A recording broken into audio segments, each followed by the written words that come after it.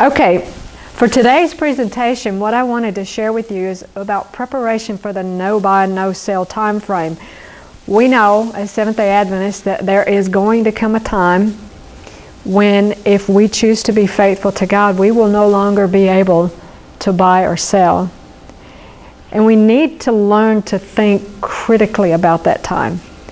Because if you really stop and think, I want you to just take a minute and stop and think about what you had to do to get ready to come here this morning.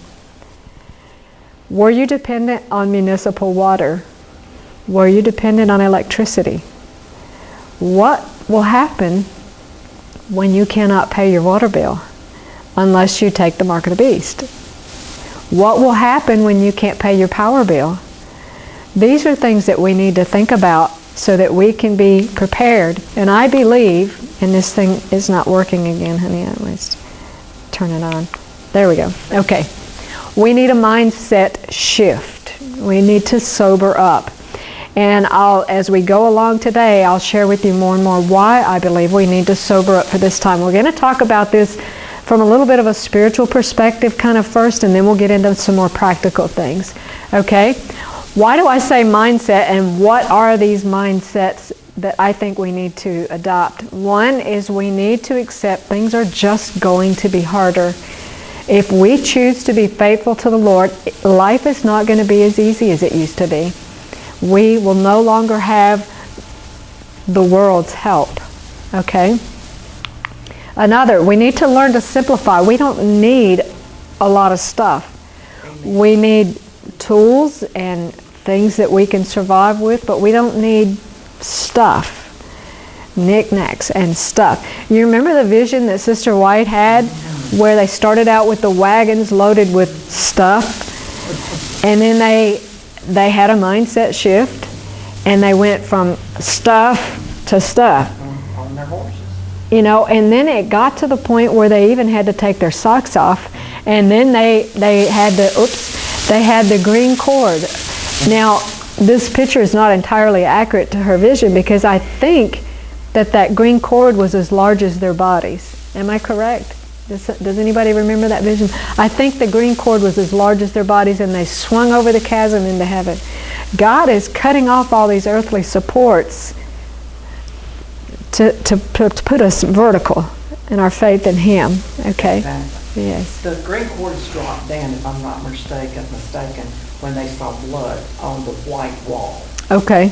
Okay. And there was a cord, and as they walked on, it grew to the size of their body. Yes. It was their living faith. That was their living faith that grew, yes. Okay, what else? We need to accept that we will have no rights. Things will not be fair for us. Remember Daniel. Think about Daniel. Here's an 18-year-old young man. He's taken from his home.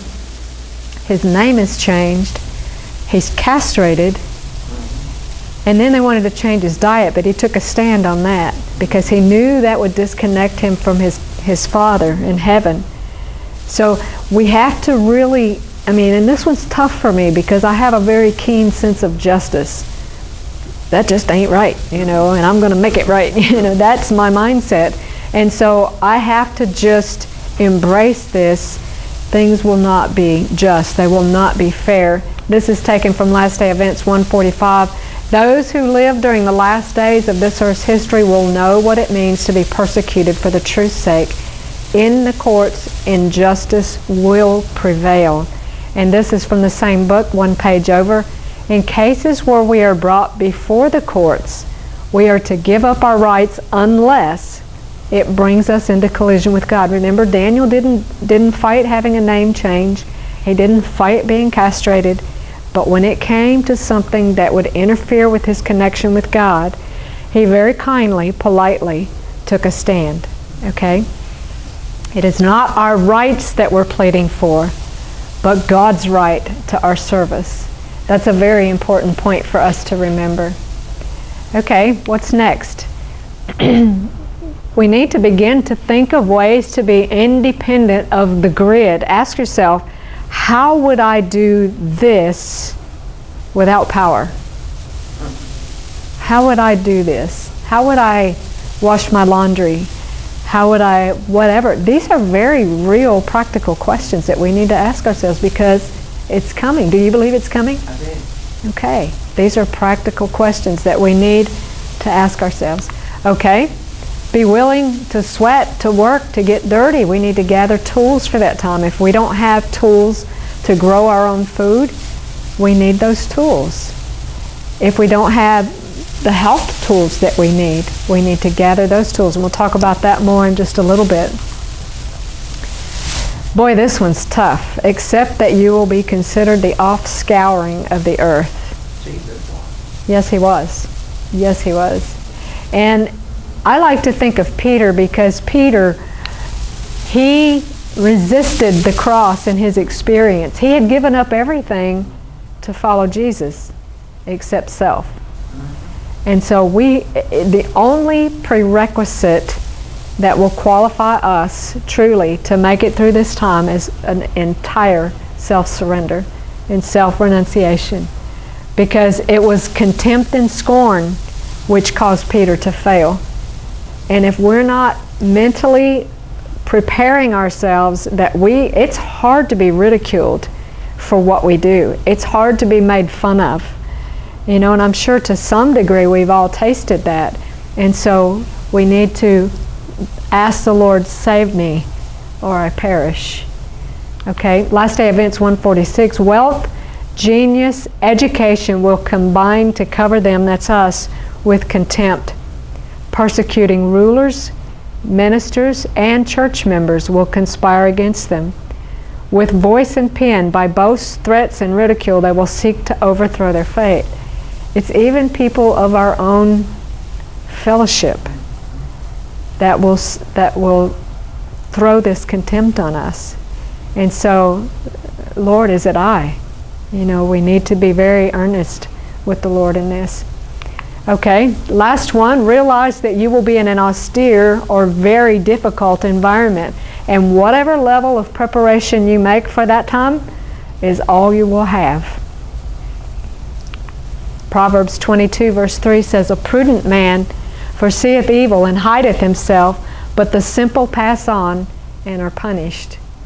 Now, this is a big storm and tornado coming in over that farm. Is it a good thing to take a bath? It's a good thing to take a bath, isn't it? Yeah. To be clean. But not when this is coming, right? Okay, so we have to shift gears a little bit in our mental processes. You know, things are different now. You know, you and I both saw how fast the world changed when this COVID thing hit. Mm-hmm. I mean, if you look back to a year ago, it is not the same world. No. It is totally different. And we're told that the final events are going to be what? Rapid. Rapid. And that they're going to come with blinding force. Okay? We need to be prepared of this. Here's some words of Satan. This is Satan speaking. He says, for fear of wanting or lacking food and clothing, they will join in the world in transgressing God's law. The earth will be wholly under my dominion. For fear of lacking food and clothing. Counsels on Health 495. Under God's direction, food will go a long way. When we place ourselves in right relation to Him, He will help us, and the food we eat in obedience to Him will satisfy us. We can subsist on very much less than we think we can. If God's blessing is on the food, and if it is for His glory, He can multiply it. You know, if the devil says that if they lack food, they will yield. Don't you think that, I mean, he's going to make it very close. He's going to make the test very real for us. But God has promised us that He will prepare us for this time. And I have to tell you something. I have been, and I'm going to share some of this, I've been through the ringer health-wise. And it's not because of lifestyle changes, it's because of diseases that I experienced. And I'll share some of that experience with you. But through some of that, I had so little appetite that I wasn't eating much. But I believe that was a good thing for me. Because if you remember back to the talk that I did the last time we were here about love your liver, there was a phase that the liver needs to enter into called autophagy. And it only enters that phase when you're fasting. When that's the time when it has time to clean house and heal itself. So I think that that's part of why I went through that, lack of appetite. It was very helpful for me. Counsels on Health 574. As our first parents lost Eden through the indulgence of appetite, our only hope of regaining Eden is through a firm denial of appetite and passion. Now, this victory over appetite is imperative. And let's just think for a minute. Think about Daniel. Daniel and Jesus, both, that was their first test when they were entering into their responsibilities, their duties. They both had to overcome on the point of appetite. That was the first test. And when God brought the children of Israel out of Egypt, what did He do? First thing, He changed their diet. He changed their diet. So we need to embrace dietary and health restrictions as a blessing. And I want to tell you, I honestly believe that the time of difficulty with buying and selling has already begun. Because you think about it, when you go to the grocery store, it's hard to find food that is not sprayed with pesticides. It's hard to find food that is actually nutritious, even if it's organic. Many of these things are grown on soils that are depleted. And so we do the best that we can. But I believe that this time, this difficulty has already begun. God is trying to prepare us to survive what's ahead by preparing us to subsist on this simple fare. The more simple we can be in our diet, the better off we'll be when it comes to preparation for the future. So in review, these are the mindset shifts that I believe, and this is certainly not intended to be a comprehensive list. There's other things that I believe that we need to consider. And one of those things that I want to look at next is healthcare needs. Urgent healthcare needs, I believe, need to be addressed now while we can. For instance, what about your eyes? Where would you be if you lost your glasses? Do you have another pair? You don't have the windshield wipers we talked about this morning on there. I do. Do you have an extra pair of glasses if you wear glasses?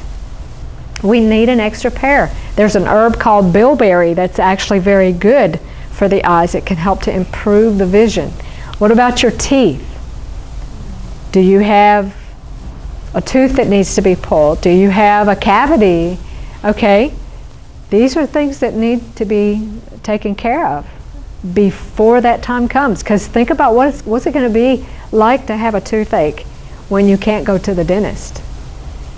There's an herb called horsetail that if you take the powdered herb, you can work it into a cavity, and if it's not too far gone, it can actually remineralize and heal that cavity. So there's power in these herbs that God has given us, but do we know how to use them? Do we know how to avail ourselves of these things? What about any surgical need? I just had hand surgery again. My thumb wasn't working. Trigger finger. Most of my fingers have been repaired now because I have a tendency to develop scar tissue here, and my tendons get thick and they won't fit through the sheaths. So I've had to have some hand surgery so that I could actually even use my hands. Hernia repairs. If you're going into this time with a hernia that you didn't get repaired, this is something you might want to consider. Cataracts, things like that. Get it taken care of while you can. What about toxicity? Many people have never, we talked about this the last time we were here, many people have never done a liver cleanse, a liver detox, a colon cleanse, a parasite detox. This is what I use for a parasite detox right here.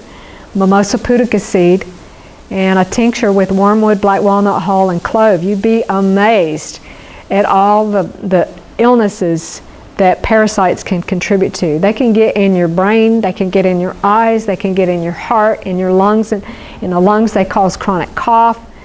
They cause all kind of skin disorders, headaches. We think about it. These parasites, they eat. What do they eat? They eat your food. And then they go to the bathroom, and where does that go? Inside of you. And that causes all kinds of health and toxicity issues. So people look at me like I'm crazy when I talk about parasites because they think that's just a third world country thing. But I tell you, it is not. Dr. Todd Watts has a test for parasites, and you can all do it right now. Take 2 fingers like this, and you put them on the wrist right here below your thumb. Do you feel a pulse? Then you need to do a parasite cleanse. Okay, that's his test because he thinks everybody has them. They're so widespread. Okay, practical healthcare preparation. We need to obtain books because we won't have these. We won't have computers. We won't have the internet if you're going to remain faithful to the Lord, because you won't be able to pay for those things. So we need books. Okay, what kind of books? Books on health, hydrotherapy and natural remedies, how to identify wild edibles, books on gardening, skill books like how to build, how to prune trees, these kinds of things. Okay, so we need books. We need skills. Somebody's life may depend on what you know. You think about it. You know, do you know first aid? I know you do. Do you know how to, what if somebody broke a bone? Would you know how to help them? What would you do? Okay?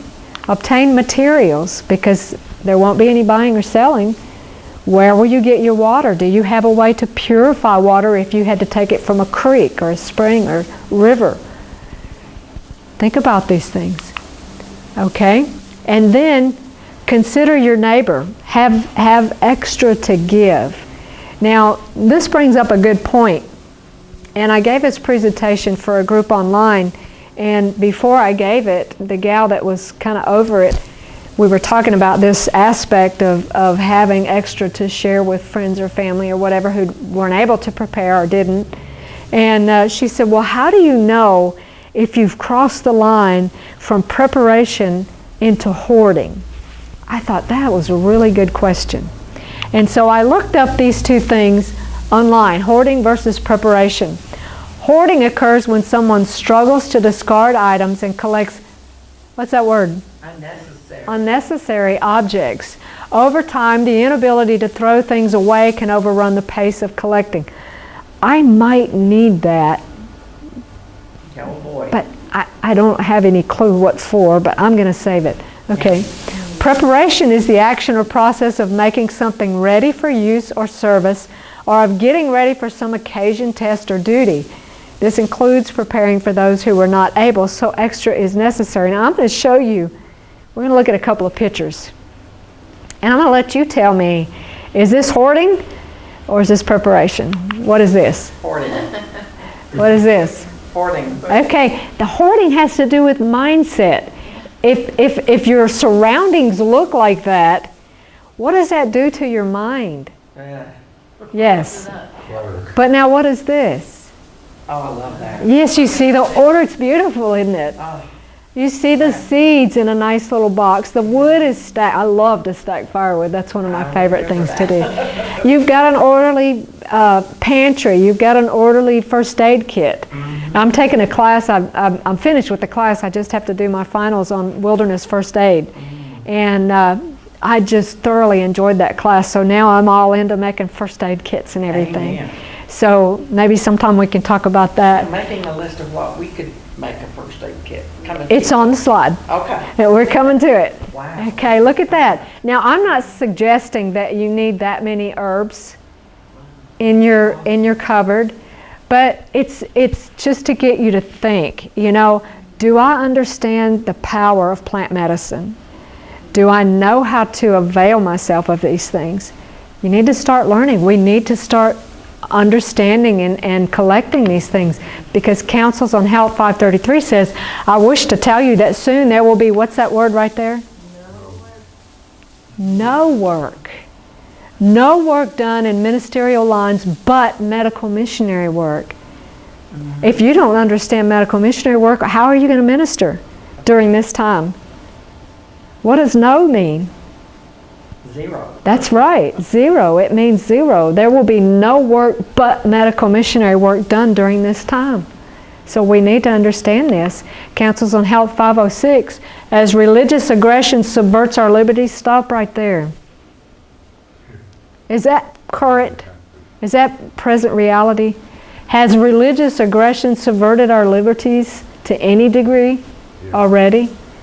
It's already happening.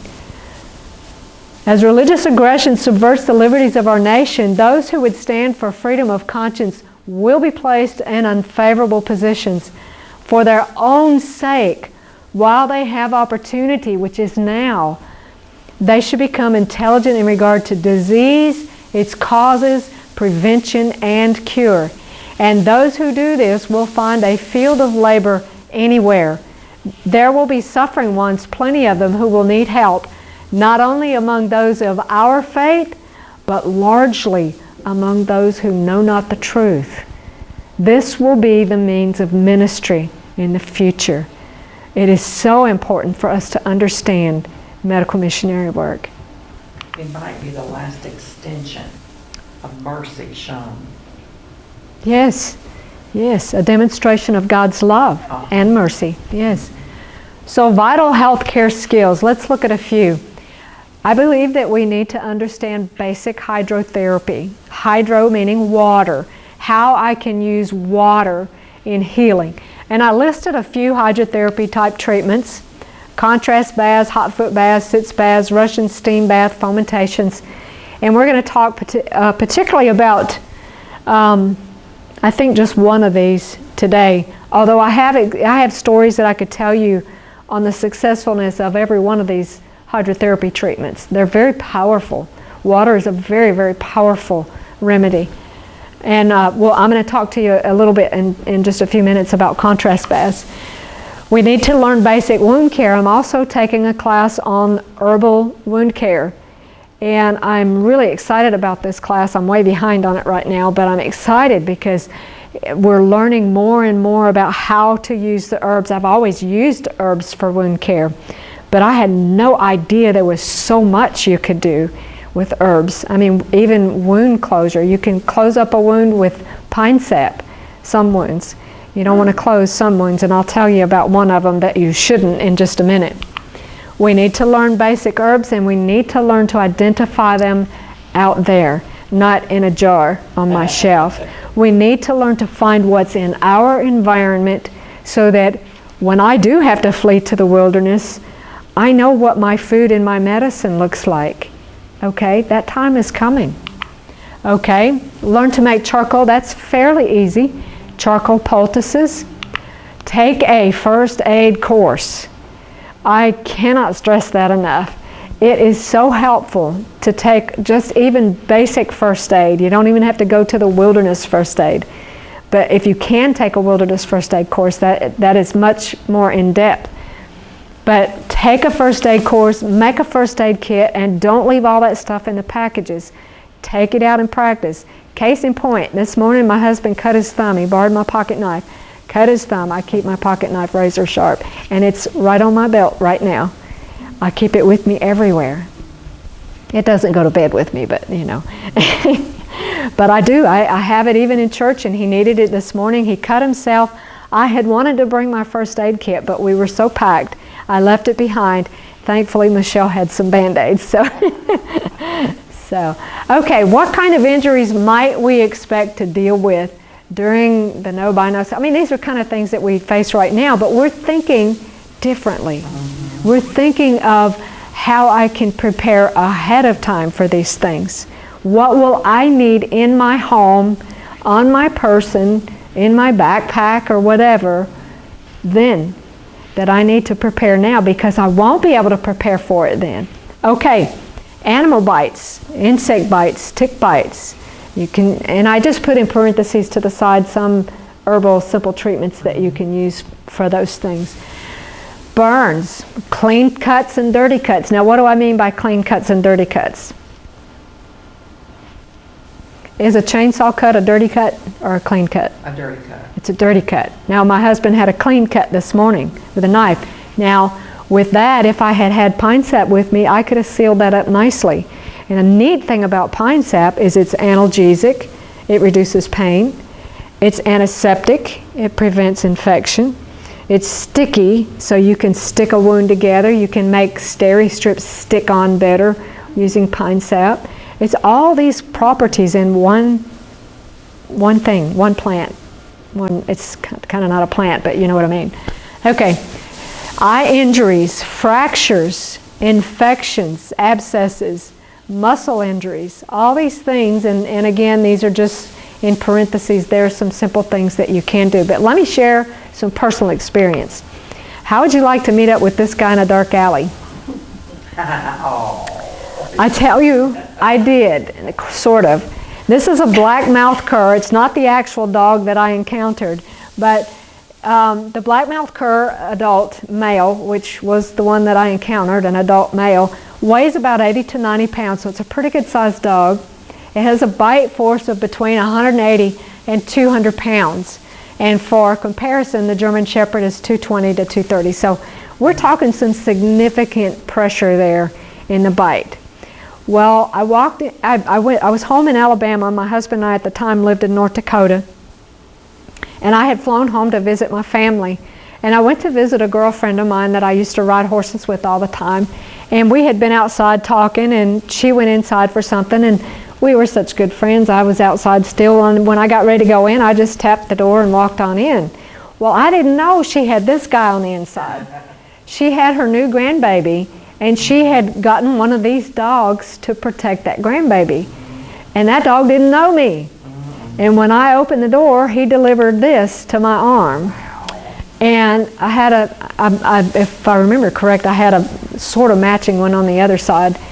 But at any rate, I was in Alabama. It was just a couple days before I was to fly home.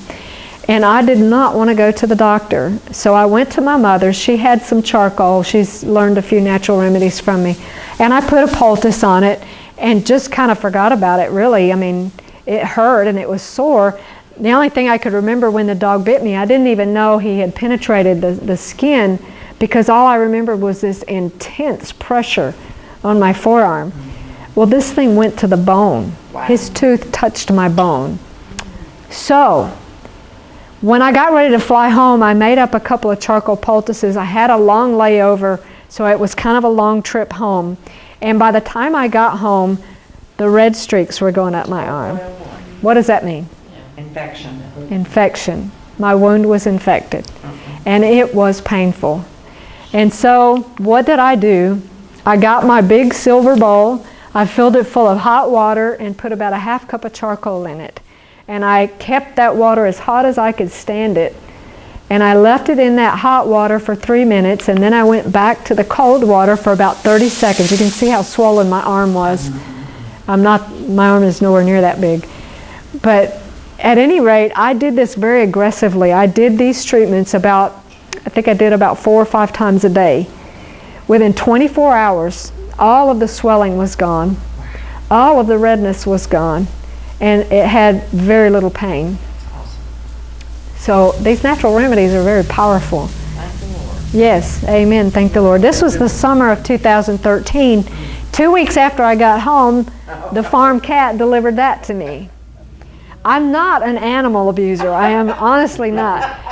Now, this is not my actual cat bite, but mine looked very similar to that. I didn't take a picture of it. It's on the back of my calf. And so here I am, another bite. I called a friend of mine, Dr. Marianne McNeilis. She lives in Minnesota. She used to work in infection control and all this stuff, and I called her and was talking to her, and she was kind of urging me to go get the vaccine, the tetanus vaccination. She was concerned I was going to get tetanus, and I was determined I was not.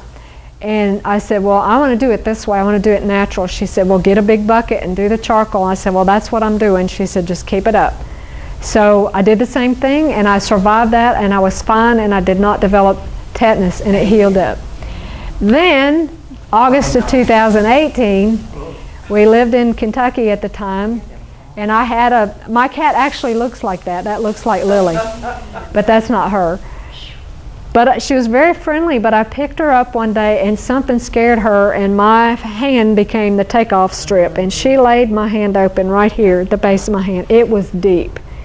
And I didn't think really much of it. It hurt, but I went in and I washed it thoroughly, and what do you think I did? I put pine sap on it.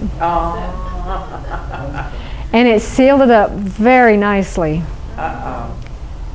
But Clostridium tetani is an anaerobic bacteria. And apparently I left some in that wound and it began to grow. And I got tetanus. Yeah. At the time, my husband and I were doing a heavy metal detox. I had just been researching. I always practice on the two of us. He's a good guinea pig. So we were on very high doses of vitamin C. And when we finished the heavy metal detox, this thing was very tender and red. I just couldn't get it to heal. Even on the high dose vitamin C, it just wouldn't heal. But after we finished that detox and we tapered back on our vitamin C, I was on the bush hog one day. I couldn't open my mouth. I thought, what in the world is wrong? It got to where I could barely get a spoon in my mouth. My neck was sore. So I messaged our doctor and I told her my symptoms and I said, could this be tetanus? Well, she's just, all over.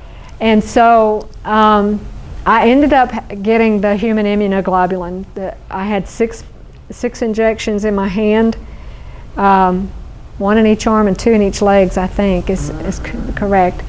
And it took a couple of days, but I finally could open my mouth after that. And then we went to North Dakota, and while we were there, I began to develop respiratory difficulty. Apparently, the bacteria had damaged my intercostal muscles, and I was on oxygen for about 2 months. And so, but if I had known then what I know now, I would have stayed on that high dose vitamin C, and I would have been fine, and I would not have used pine sap. I would have left that wound open, and my body could have dealt with that. So never seal an animal injury of any sort. Never use pine sap on any kind of animal injury. You want that to heal from the inside out. Would you have soaked it in charcoal like you did your arm with a dog bite? Yes, if I had done that, if I had done the charcoal, and I'm sharing this so that you learn from my mistake. I did it right the first 2 times. If I had done that charcoal hot and cold contrast, I don't think I would have had any problem. And kept your vitamin C going. And kept the vitamin C up. I would have been fine. Okay? That was August of 2018. Then, in January of 2019, I got a tick bite. Oh, great. And I developed Rocky Mountain spotted fever. Oh, baby. So that's why I say, and I'm not done yet, that my body's been through the ringer. So I was sick for quite a while. Here, I called the doctor. I was so sick. I thought I was going to die. And I called the doctor and I said, here's the symptoms. I found this tick. It was right on my hip here. And it had the tissue around it had made a crater. It was a necrotic black crater that I pulled that tick out of the middle of. So my Rocky Mountain spotted titers were off the charts, and they're still elevated. I'm still working on this. This has been a booger to treat. I thought this was going to kill me. So what happens when these ticks bite you? You just said something about some kind of crater. What did you call that? Well, the tissue will die where the tick bites you. If it's Rocky Mountain spotted, it will make a crater. Tularemia and Rocky Mountain spotted fever are the 2 tick-borne diseases that will make that crater and the tissue will die. Lyme disease will make that bullseye rash. Yeah. Now with Rocky Mountain you do get a rash all over, which not everybody has the rash. I didn't really have the rash. But I did have everything else, and my titers were through the roof. Well, here I took the doxycycline for a week. Messed up my gut. So here we go, leaky gut. And so I had to, now I'm dealing with the healing of the leaky gut. This is why, like I said, I'm such a goofy diet right now. Yeah. So at any rate, these kinds of things are going to increase, and they already are. Forgive me for interrupting, but when this kind of thing bites you, and he's formed this crater, and you start identifying, what is it doing to your body? You're saying it's off the chart. What was off the chart? The Rocky Mountain Spotted Fever tick titers. It's antibodies. It's got to do with the immune system and the IgG, IgM, IgA, all those immunoglobulins. Yes. It gets into a little bit of science there to deal with it, but it raised my antibody levels to this tick. They inject these. They have co-infections like bacteria like Ehrlichia, Babesia, all these other co-infections that go along with the Rocky Mountain. That's why they're so deadly. It's not just one disease you're dealing with. When a tick bites you, you can end up with 3, 4, 5 different things to deal with. Oh. But let me just share this with you in regards to herbs. Cat's claw and astragalus are very good, but if you can get full spectrum wormwood, if you get a tick bite and it starts looking funny, if you can get wormwood, and this is why for those of us who live in the South, have it on hand. Because if you can, and the best way to get it is a tincture, because the tinctures last a lot longer than just the herbs. Full spectrum artemisia or wormwood. According to Dr. Dietrich Klinghardt, if you take high doses of that within the first 2 to 3 weeks of infection, that's enough to knock it out, and you won't have to deal with a long-term illness like I did. But I did not know that then, but I know it now. Yeah. I believe God allowed me to experience all of these things so that I know how to help people. Yeah. So we need to learn how to, yes. And then after that, I got mold toxicity and developed the mother of all problems, which was called chronic inflammatory response syndrome. That was worse than tetanus, Rocky Mountain, and all the other stuff put together. I did not think I was going to survive that. And that's what I'm dealing with the tail end of now. But thank God, Yes. He is helping my efforts, and I've been predominantly natural remedies throughout all of this thing, except for the antibiotics here that the doxycycline and stuff. You know, during the time when we have to flee, I believe this promise in Ezekiel 34:25 will be very precious to us. And I will make with them a covenant of peace, and will cause the evil beast to cease out of the land, and they shall dwell safely in the wilderness and sleep in the woods. You know, in the time when we have to flee, I believe that God will protect us from a lot of these things. Okay, back to the issues that we can expect to deal with. These are the things, and here's some more that I think we might have to deal with. Oh, yeah.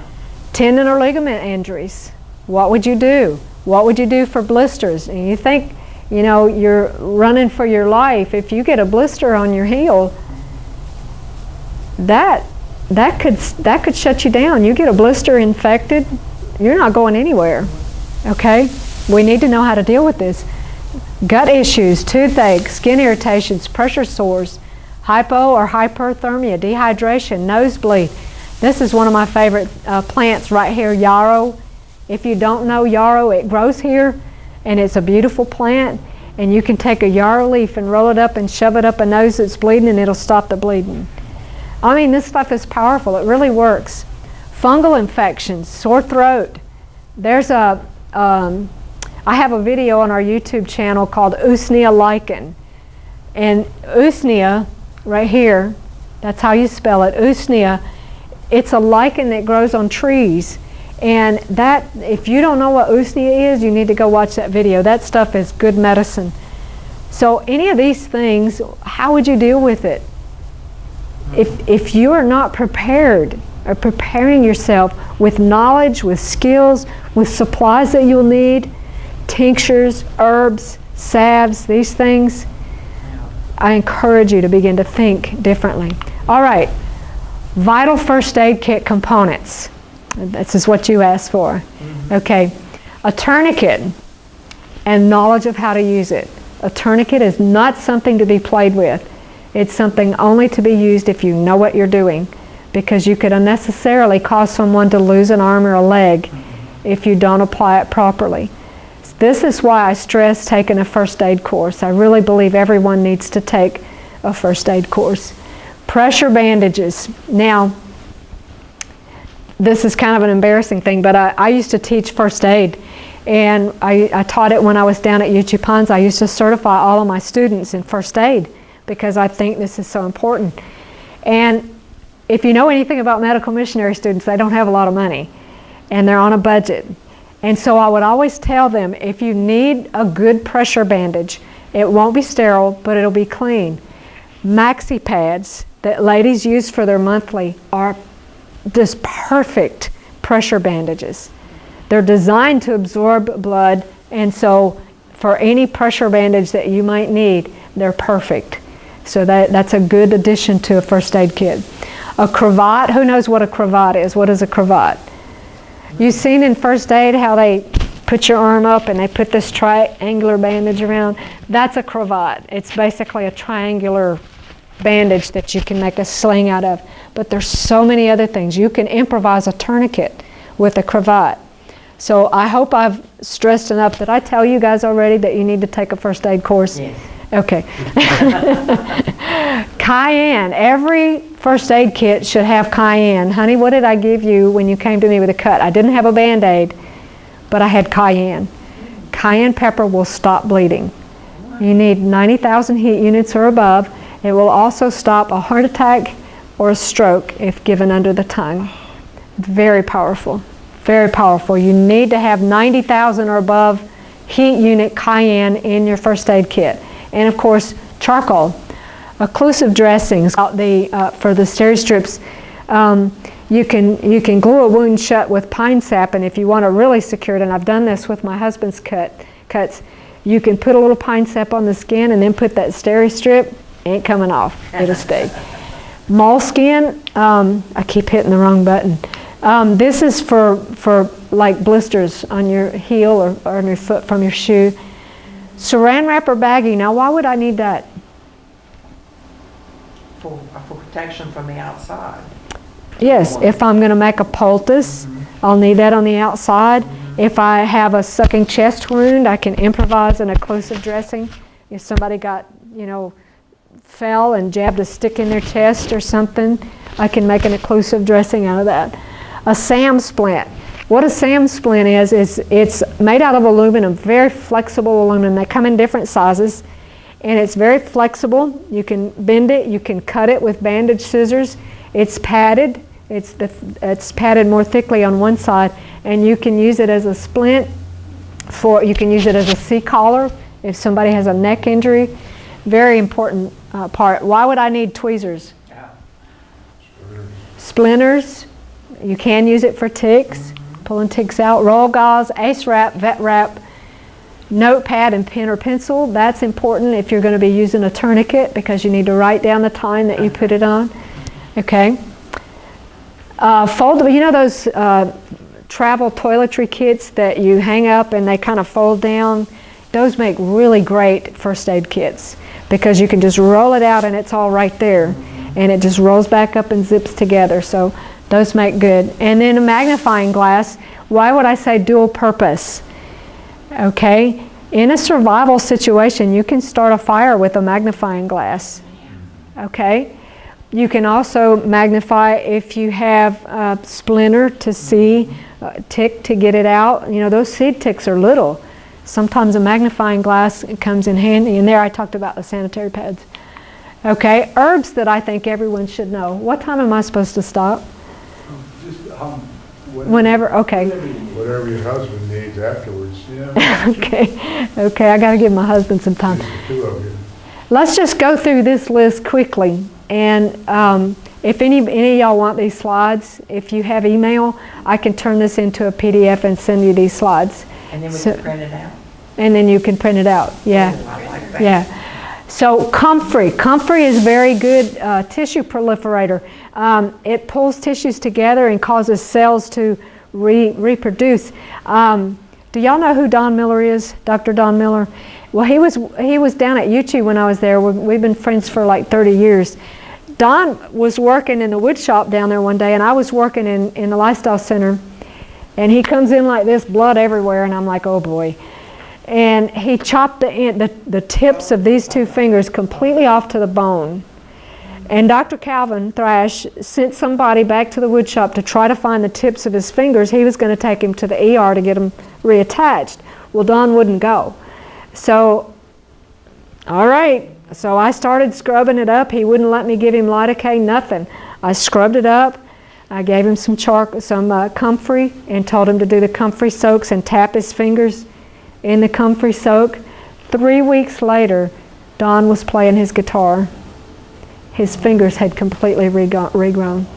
If I had not seen that, I would not have believed it. I would call somebody a talebearer. You're saying they regrew? They regrew. That's what comfrey will do. It's a tissue proliferator. It causes tissue cells to regrow. That's what I'm telling y'all. We need these herbs. We need to learn about these things. Usnia, I talked a little bit about that. Plantain, it's probably right out here in the yard. Excellent for insect stings, and you can eat it too. It's real good for the GI tract. Cayenne we talked about. Cleavers. Does anybody know what cleavers looks like? I should have got pictures of these things. Well, cleavers is really good for lymph flow. It helps, it's very cleansing. Turmeric, and I just recently learned this, that turmeric can help to inhibit the toxicity of venoms, like spider venom or snake venom. It can help to inhibit that. Stinging nettles, very anti-inflammatory. Thyme, very good antibiotic. Oregano is a powerful antibiotic. That's the big guns right there, oregano. Marshmallow, good for the stomach. Wild lettuce is actually almost as powerful as morphine as far as a pain reliever.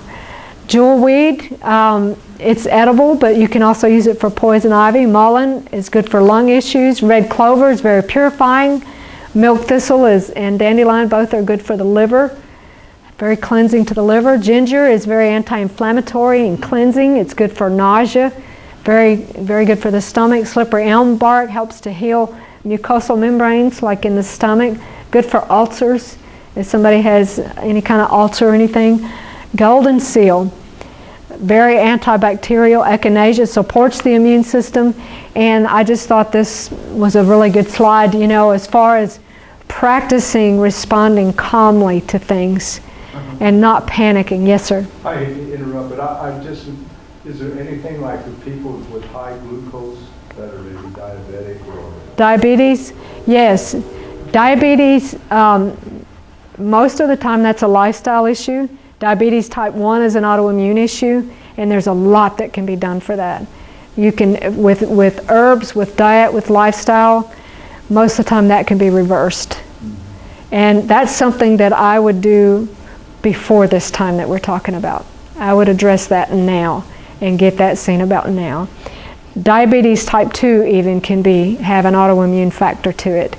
So it's something that really needs to be addressed.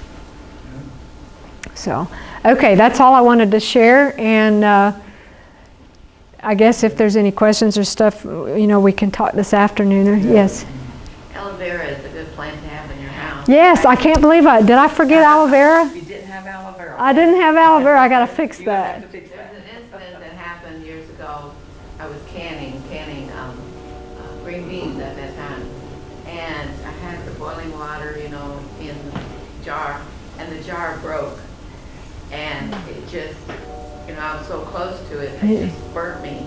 Wow. And I yelled for my mother, she happened to be there. And it happened to be that I had aloe vera gel in my refrigerator because I was thinking to get rid of an ulcer, duodenal ulcer. And I put that on there and just kept it wet. It didn't blister, it didn't do anything. It just went away real quick. Praise the Lord. And the duodenal ulcer, it went away. I never had it. Yeah. So that aloe vera plant, and the older the leaves, of course. Yeah, the better, the more potent. But yeah, that was the experience. I will fix that. I will put aloe vera on this list. That was an oversight.